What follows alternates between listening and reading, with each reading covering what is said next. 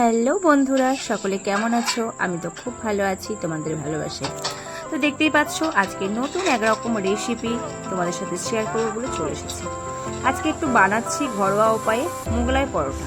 তো এটুকুই শেয়ার করার জন্য কিন্তু চলে এসেছি। দেখতেই পাচ্ছ, আমি ডিমের সাথে কিন্তু একটু চিকেন নিয়ে নিয়েছি, চিকেন কষা করছি। আর চিকেন কষার মধ্যে কিন্তু যে গুঁড়োটা ঢালছি সেটা হচ্ছে ন্যাড়ো বিস্কুটের গুঁড়ো। তো এটা হচ্ছে ভেতরের পুর দেওয়ার জন্য বানিয়ে নিচ্ছি। তোমরা কিন্তু পুরো ভিডিওটা স্কিপ করলে বুঝতেই পারবে না যে মোগলাই পরোটাটা কেমনভাবে বানাতাম। যারা বানাতে পারো না বাড়িতে, তারা কিন্তু এইরকমভাবে বানিয়ে নিলে দারুণ টেস্ট হবে এবং পেট ভরবে, এবং এটা খুব হেলদি হবে। দোকানের থেকে তো অবশ্যই হেলদি হবে, কারণ এটা সম্পূর্ণ ঘরোয়া উপায়ে রান্না। দেখো, চিকেনটাকে আর ন্যাড়ো বিস্কুটের গুঁড়োটাকে একদম কিন্তু এভাবে ঝুড়ো ঝুড়ো করে নেওয়া হচ্ছে। তারপর সেটাকে ঠান্ডা করার জন্য আমি একটা অন্য পাত্রে নিয়ে নিলাম।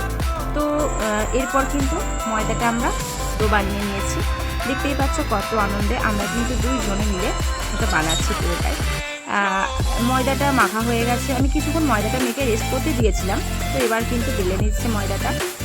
তার মধ্যে একটা ডিম দেওয়া হয়েছে, কাঁচা লঙ্কা দেওয়া হয়েছে, বাদাম দেওয়া হয়েছে, লবণ দেওয়া হয়েছে, এবং তার সাথে বিস্কুটের গুঁড়োটা আর চিকেনটা পুরো মাখিয়ে নিয়ে আমি কিন্তু ময়দার মধ্যে পুর হিসাবে দিয়ে দেবো। তোমরা কিন্তু বুঝতেই পারছো দেখে, এটা কিন্তু অনেকটা বড় করে ময়দাটা কিন্তু বেলে নিতে হবে, না হলে এটা চার চৌকো শেপ দেওয়া যাবে না। তো অবশ্যই কিন্তু চিকেনটা দেওয়া যেতেও পারে, নাও যেতে পারে, কারণ যারা পছন্দ করো না চিকেন তারা দেবে না। আমি একটু ভালো টেস্ট হয় বলে আমি কিন্তু ডিমের সাথে সবসময় চিকেনটা দিয়ে দিই। আমার খুব ভালো লাগে চিকেন মোগলাইটা খেতে। তো দেখতে পাচ্ছ আবার একটা ডিম ভেঙে নিয়ে রেডি করে নিলাম কিন্তু পরেরটার জন্য।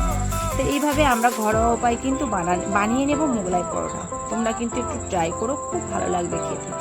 তো বন্ধুরা, যদি ভালো লাগে অবশ্যই ভিডিওটা পুরোটা দেখবে, একটা লাইক, একটা কমেন্ট এবং একটু শেয়ার করে দেবে। তোমাদের জন্য কিন্তু অনেক অনেক বুক ভরা ভালোবাসা রইল। তোমরা কিন্তু এইভাবে একটু ভালোবাসা দিও এবং আমার পাশে থেকো। তো কীরকমভাবে সেভ করে নেওয়া হলো দেখো, পুরো চার চৌকো আকারে কিন্তু সেভ করা হয়েছে। আগে থেকে একটা মোগলাই পরোটা কিন্তু কড়াইয়ে ছাড়া ছিল ভাজার জন্য। এটা একটু ভালোভাবে আর একটু ডুবো ডুবো তেলে কিন্তু পুরো ভেজে নিতে হবে। তোমরা কিন্তু পুরো দেখে নাও যে কেমনভাবে ভাজা হচ্ছে। পুরো তেলের মধ্যে চুবিয়ে সেটাকে ভাজা হচ্ছে। যখন কালারটা আস্তে আস্তে আস্তে আস্তে লাল লাল হয়ে আসবে, তোমরা সেটাকে কিন্তু তুলে নেবে। এপিঠ ওপিঠ দুপিঠ কিন্তু সুন্দরভাবে লাল করে ভাজা ভাজা করে দিতে হবে, না হলে কিন্তু ভেতরটা কাঁচা থেকে যাবে।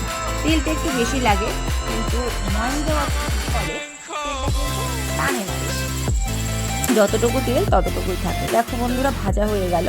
তো আমি বলছিলাম এটা কিন্তু একটু কম ভাজা হয়েছে, আর একটু বেশি বেশি লাল লাল করো। এটা কিন্তু বেশিক্ষণ পর্যন্ত